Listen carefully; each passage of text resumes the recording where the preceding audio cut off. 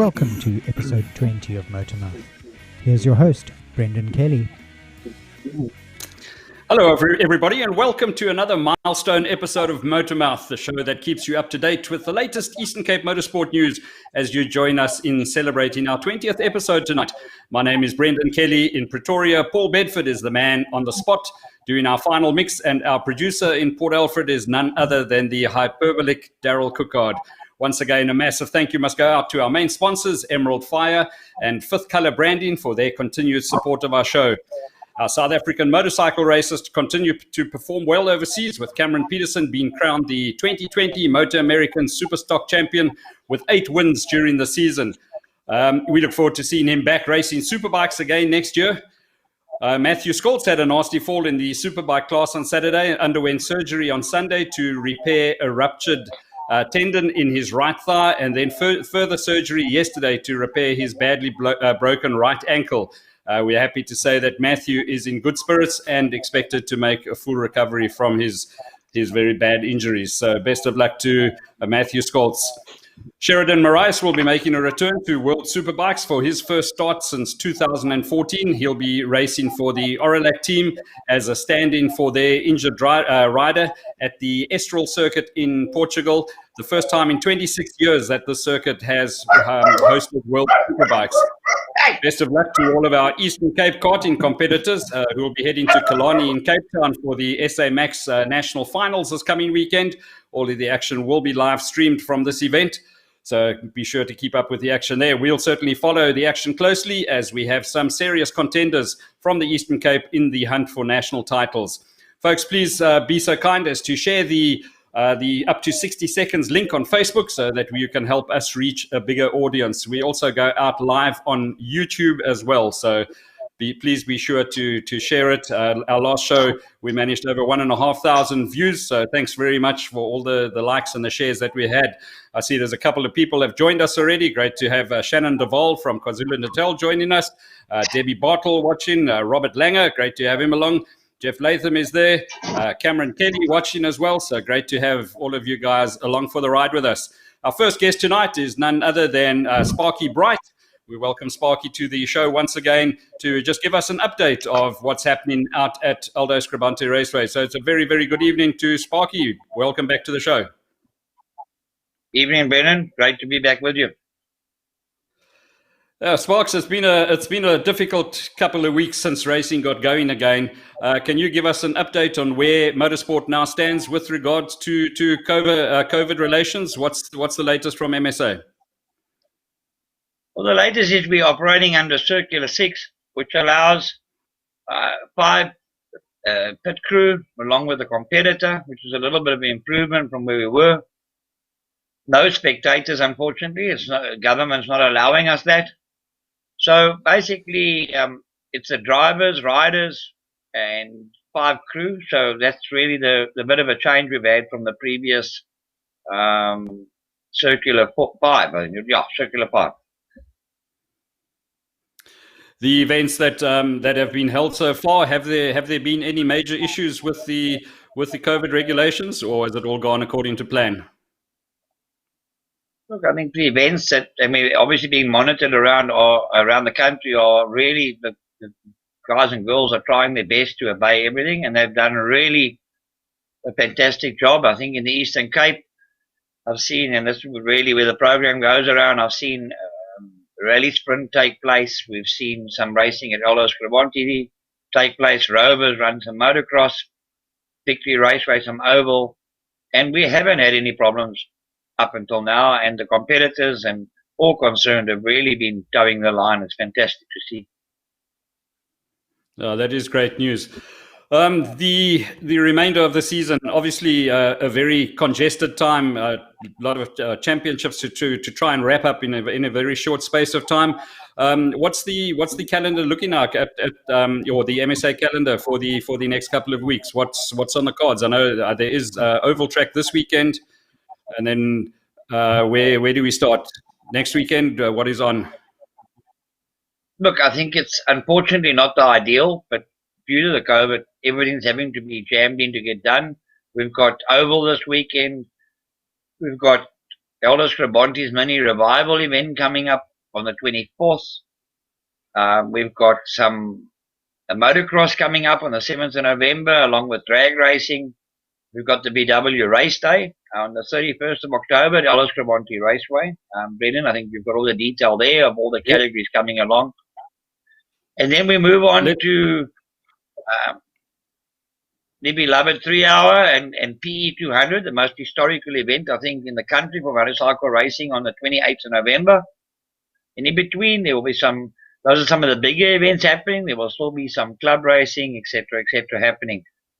So the calendar is jam-packed right up until December. You know, I know Victory Raceway is running an event just after Christmas. So, yeah, lots going on. Great stuff. If we can just analyze, let's just get a breakdown, because there's certain surprises along the way as well. 24th of November, as you said, is the mini revival, which is a full host of mini race cars coming down. But then there'll be sports and GT cars coming along for a 45-minute mini enduro race as well. The guys coming back after the very successful race that we had here in August. So that's good news.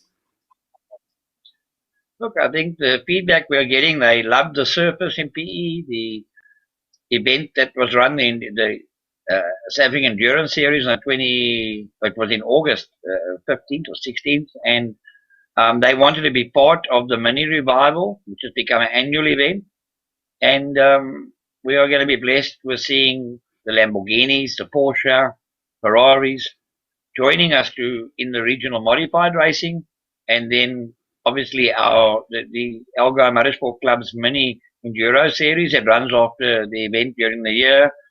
Unfortunately, COVID put a hold on that for a while, and this is the first time this year that it'll actually be hosted.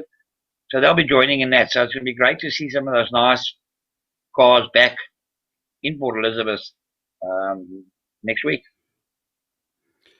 Yeah, they'll be back next week, and then the week after that, on the 31st of October, we've got the big one, the VW Race Day, where we'll be hosting GTC Polo Cup as well as National Superbikes. So that's certainly a massive one, and one certainly to look forward to.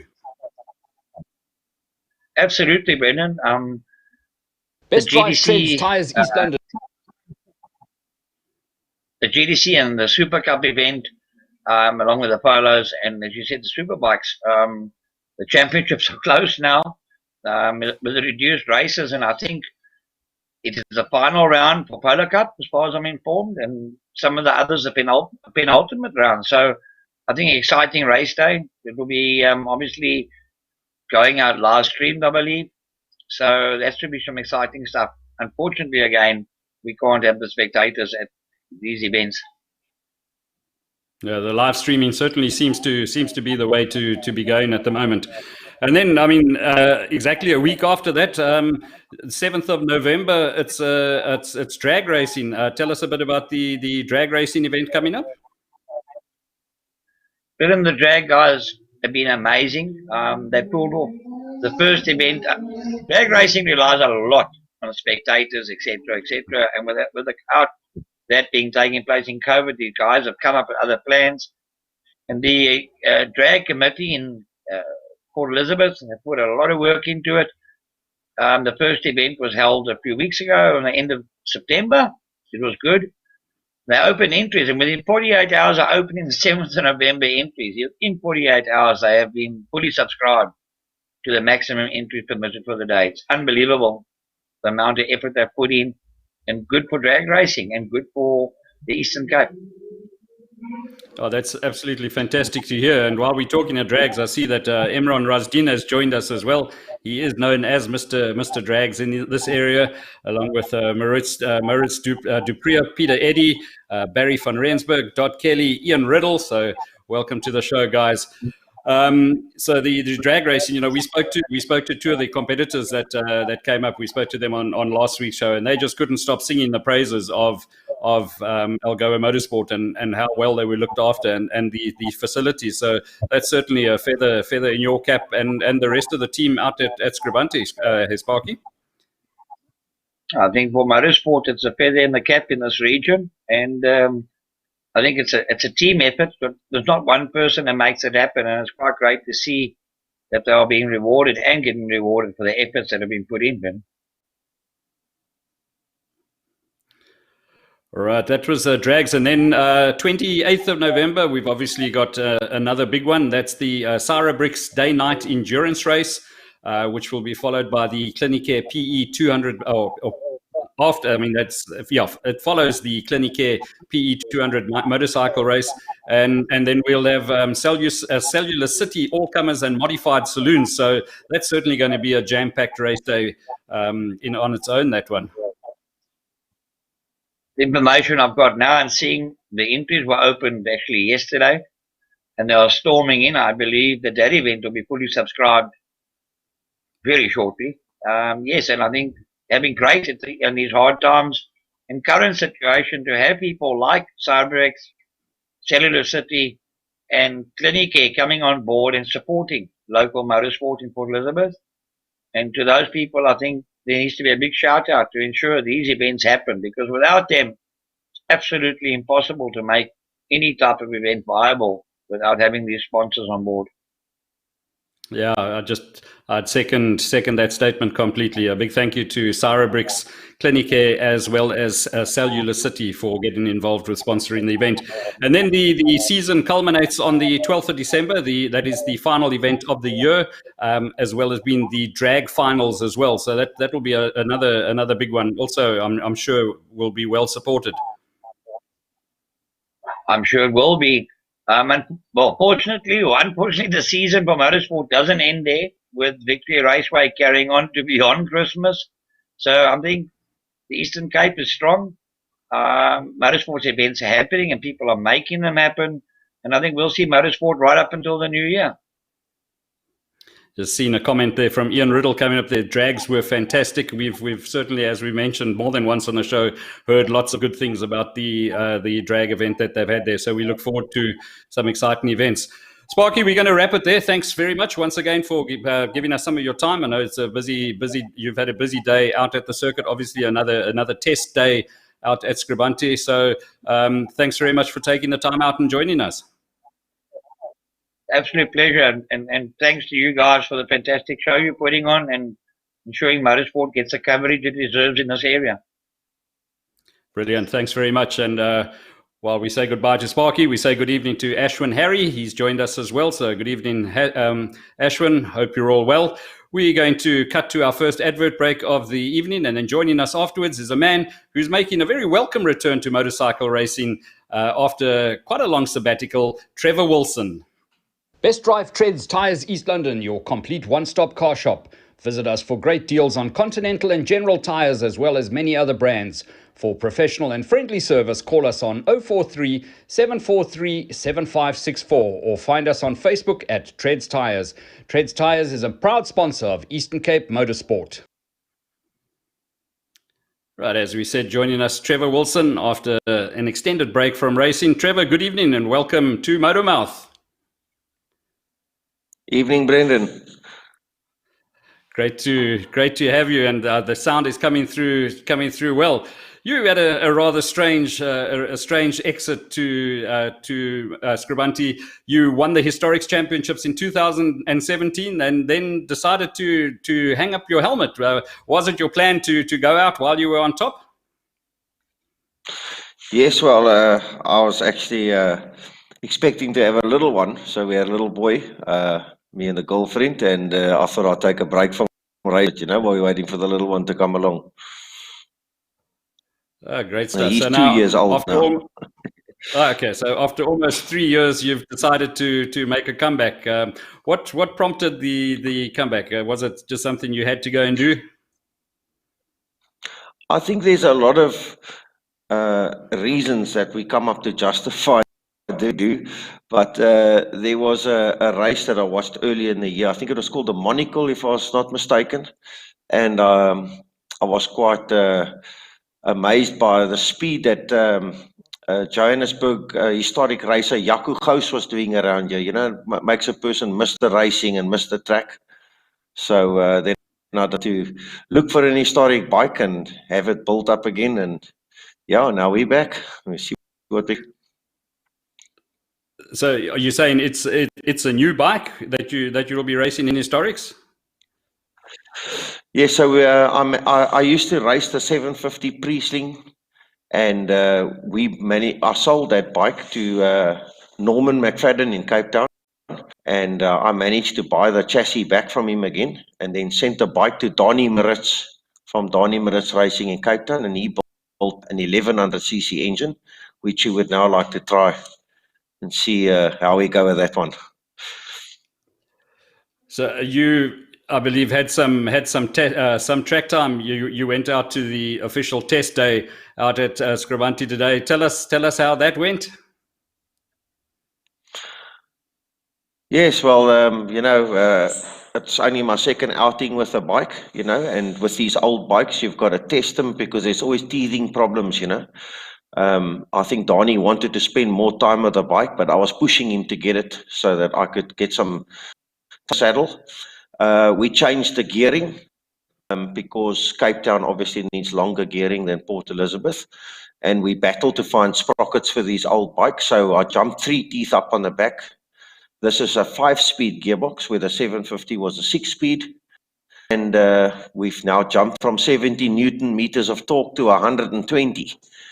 And from 100 horsepower to about 143, I think it's making now. So it's a lot to get used to, But we're taking it out there. We are a couple of seconds off. I suppose I'm getting older now and the extra kilograms haven't helped, but we'll keep pushing until we come down.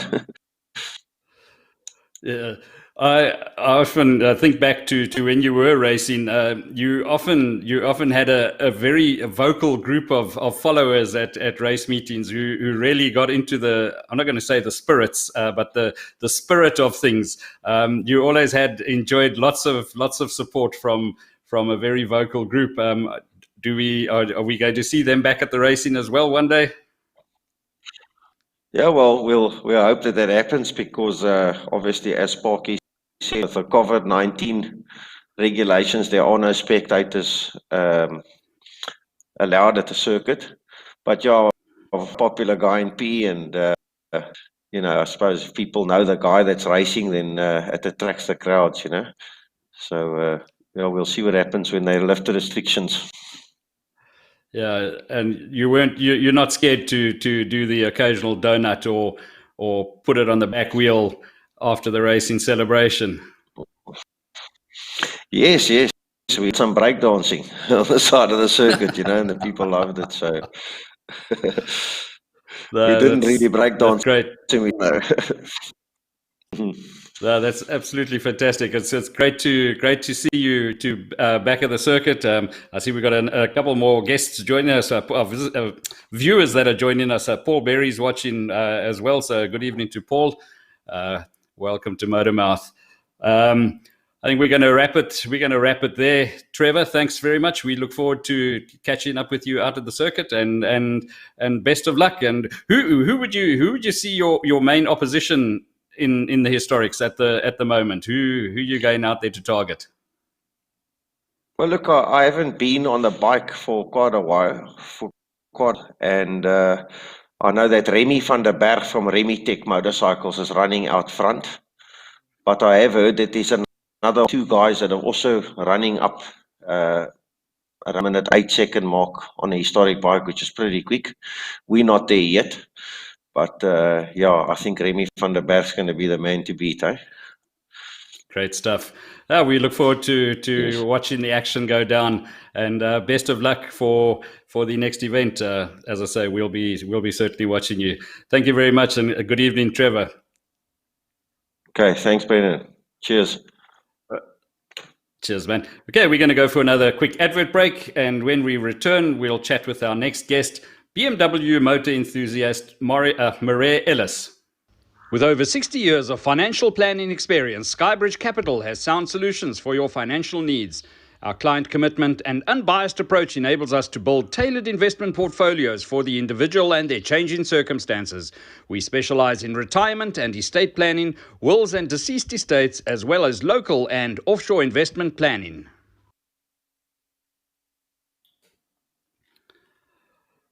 Prana Eco Wash is a new waterless concept in cleaning cars. You can give either Bubby or Matthew a call for prompt service. Their numbers are on the flyer that is on the screen. These guys are mobile, so we'll clean your car wherever it is convenient for you to have it done. Prano Eco Car Wash, a new waterless concept in cleaning cars. But as we said, we joined by a rather larger than life figure. It's a very good evening to Marais Ellis. Welcome to Motormouth, Marais. Thank you very much, Brendan. I'm feeling at once very privileged and a little bit nervous because, as you all know, I've got a video rather than a face for television. So let's see how it goes. I'm going to start off with the first question. There's a rumor going around. Is there any truth in the rumor that you made enough money to buy your first race car by posing as Father Christmas at shopping centers? No, there's not a word of truth in that. But I am available, it is tough times. And, especially the younger mothers are, welcome to bring their kids and have a chat. Right, onto your car. Give us a bit of your racing history. Where did it all start for you? Well, in terms of track racing, actually, if you want me to start where I grew up in a place called Orkney on the goldfields, Orkney, Stilfontein, Klerksdorp. My dad used to say, the guys in Orkney, he was a dominee, used to say the guys in Orkney and his congregation, 6 days a week, they would work for their cars. And on the seventh day, they would work on their cars. So we grew up in a big car culture and motorbike culture. Guys like Pitt, what was Pitt's name of Speed Bike in Klerksdorp? So I've always wanted to race. My two brothers, Eddie in Heidelberg and Louis in Kroeman.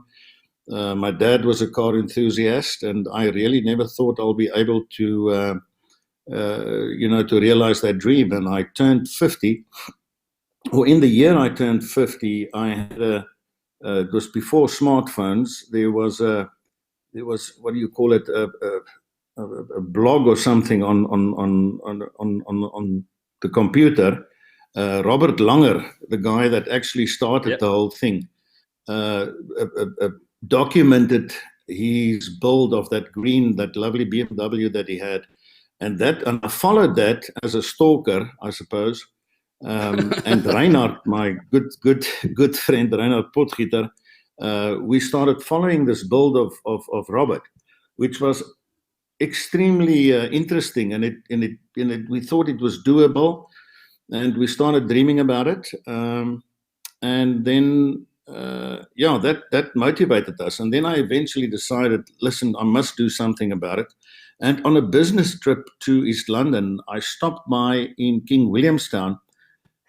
And I had in the back of my mind, I think I was in my mind thinking of Des Alley, this racer from King Williamstown.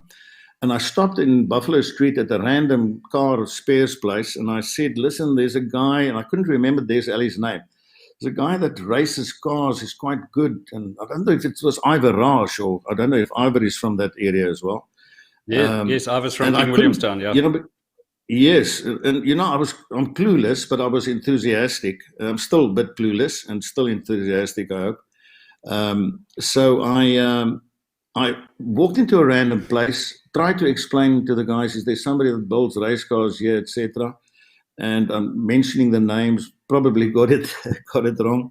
But then they mentioned down the street, there's this other guy, Dean Ball, at Champion Motors, and he builds Lotuses and things like that. And I thought, yes, I don't want to go and check this old colonial British guy with his Lotuses, but let me go and have a look.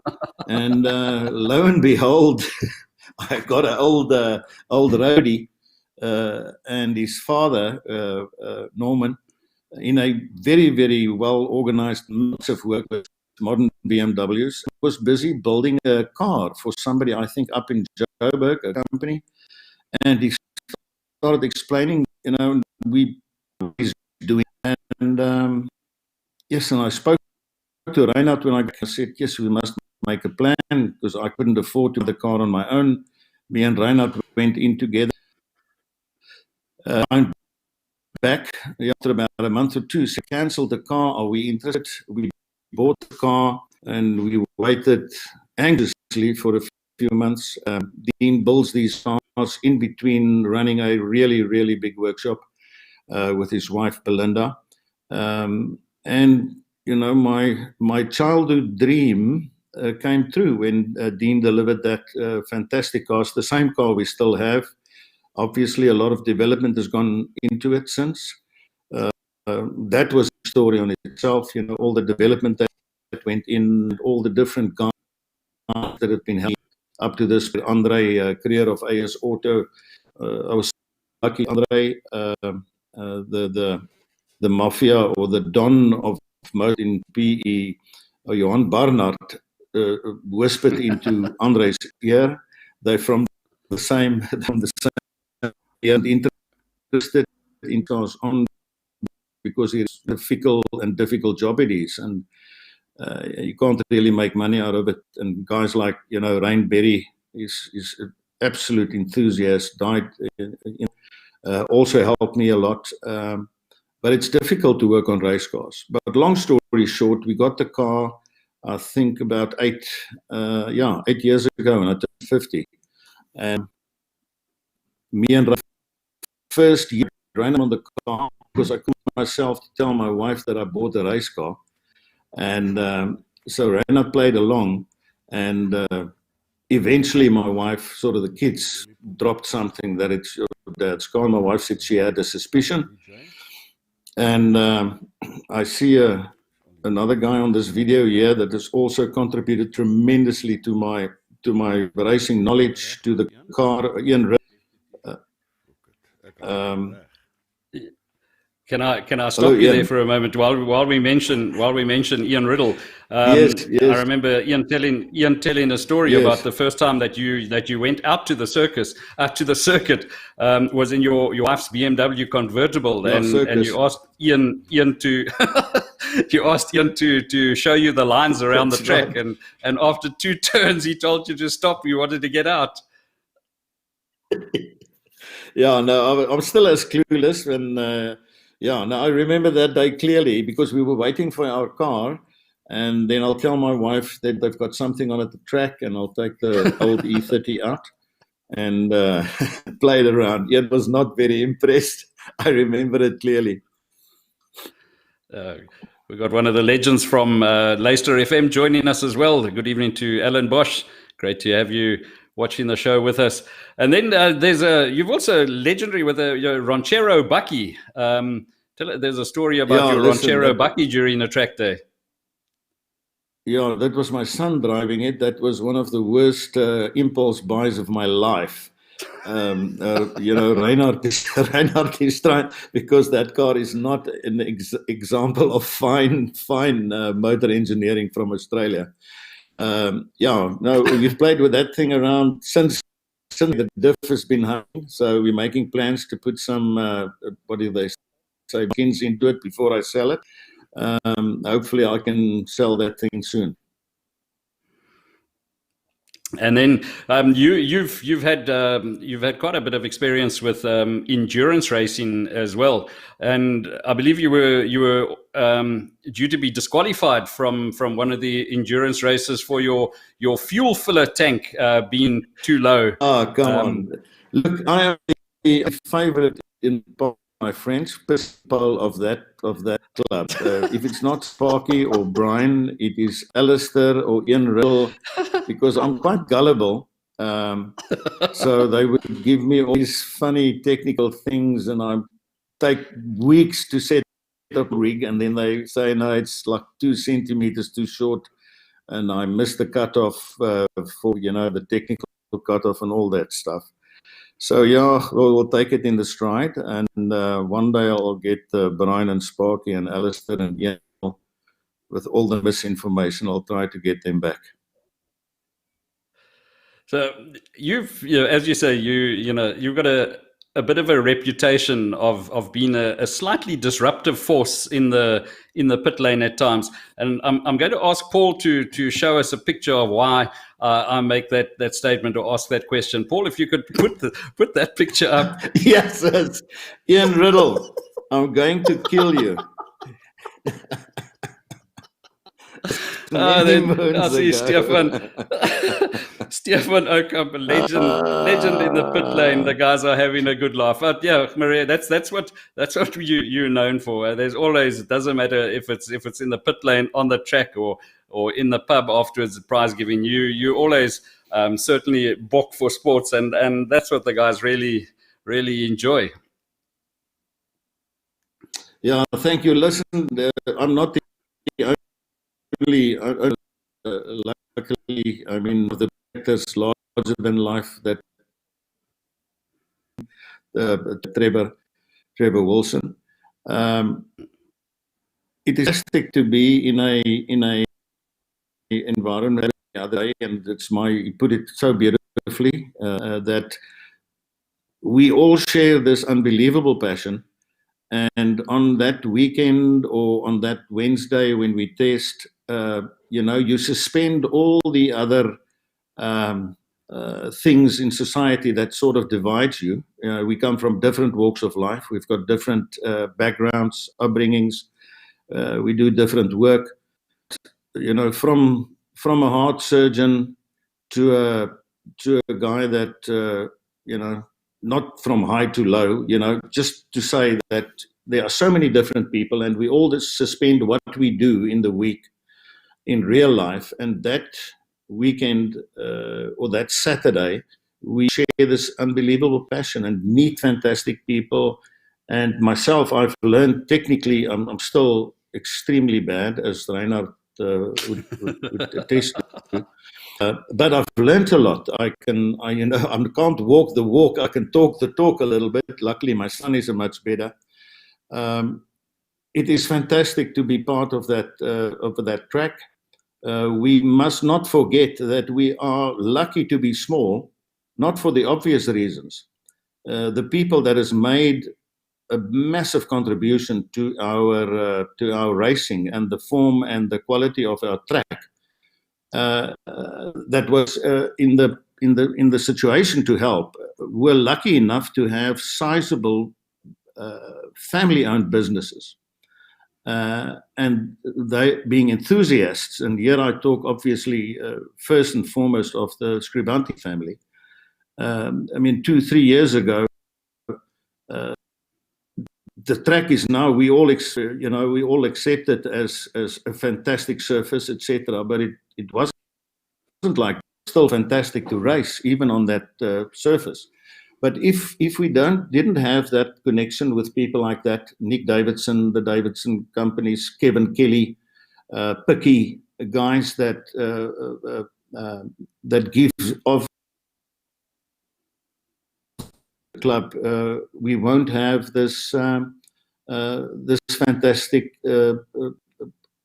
thing on our doorstep. It's almost like having your personal racetrack. And I must commend also the current management of the club. And firstly, Ashwin, you guys, I know it's work in progress, and I know the work will never be done.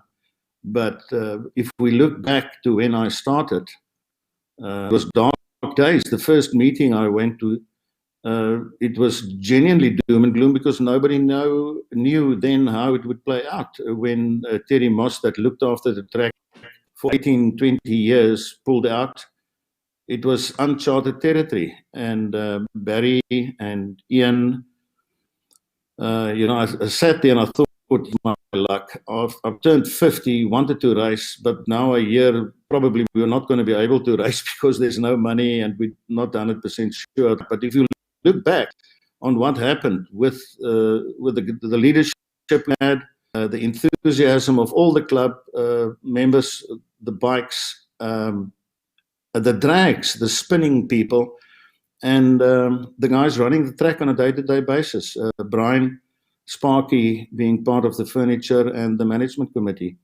and especially the big industrialists of Port Elizabeth, the Scribantes and the Davidsons, and other guys that I forget now. They can all buy you a drink in the bar, and Picky, I'm very privileged. We must thank ourselves, pinch ourselves time we drive through that tunnel, and say to ourselves, we are very lucky to have such a track on our doorstep, and having in PE places like Merbida and Barcase and Tires. That helps a lot of motorsport guys, helped me tremendously. Brad and the guys at Barcase and Tires. Emran, that's been tuning my car, not like we tuned them in Orkney, but properly tuned them. We are very lucky. We live in a motor town, and many of them, I am proud to say, rub shoulders with at the track and at the business. I really can't believe my luck. I'm a happy guy to be able to race with the wonderful guys at the club. Oh, that's fantastic to hear. You mentioned the Wednesday, the camaraderie and that from the Wednesday to the race day, but the Wednesday the midweek practice days, that must be almost when I was racing boats, if I went down to North End Lake, put a crash helmet on, jumped in my boat, it was almost a pressure relief, just to flip and clear the snot out your nose, and I'm sure it must be very much the same going out there on a Wednesday. Just a lack of break in the week. Fantastic. I was there this afternoon, and with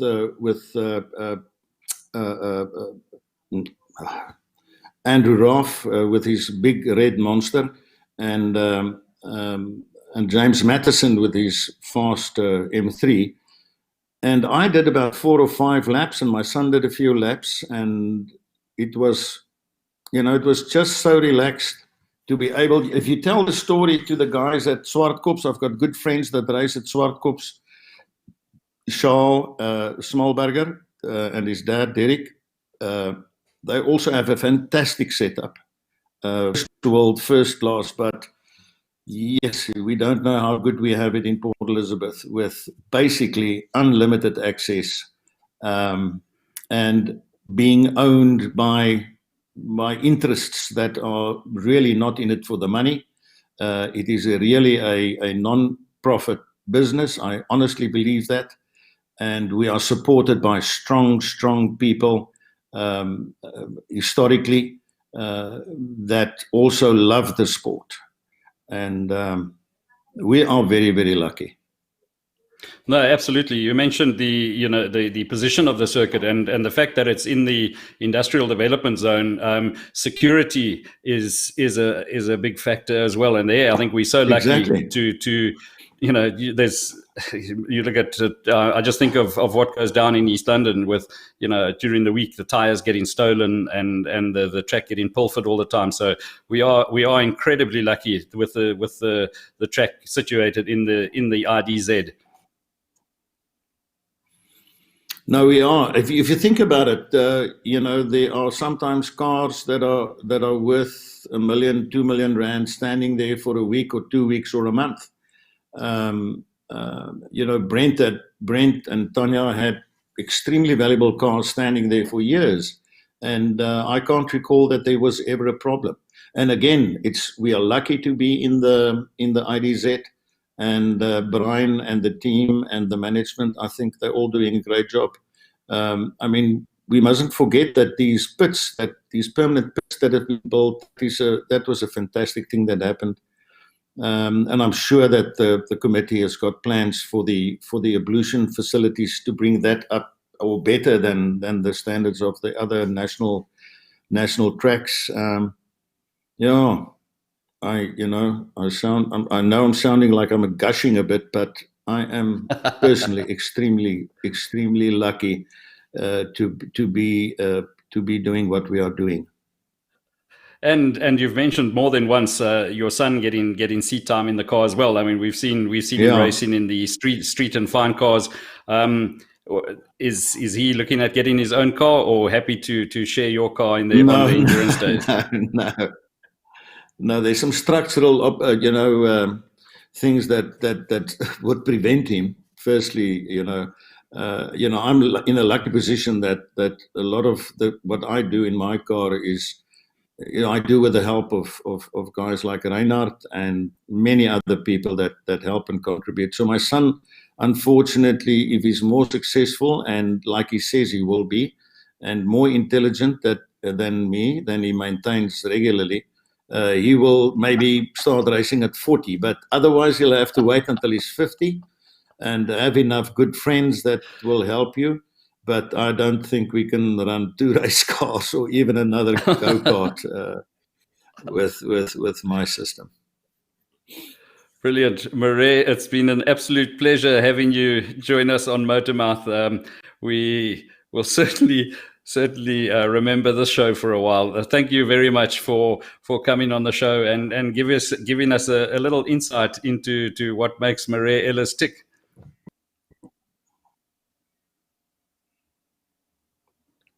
Thank you very much, Brendan. Right, folks, we're going to go for another advert break, and then we'll have more after the break.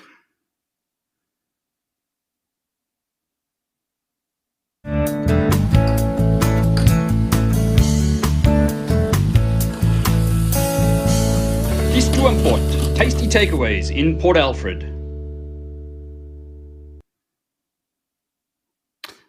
I'm sorry, I lied. There's not much more after the break. We're going to wrap the show there. Just a reminder to please share the show across all of your social media platforms, as the show is about you, all of the races out there. And it's a platform for you to not only promote yourself, but your sponsors as well. We are now offering live streaming for events as well. So should anybody be interested, you can please contact Daryl on 082-428-4558 to make necessary arrangements. Thanks once again to our sponsors, Emerald Fire and Fifth Color Branding, for your continued support of our show. From me, Brendan Kelly, it's goodbye until next time.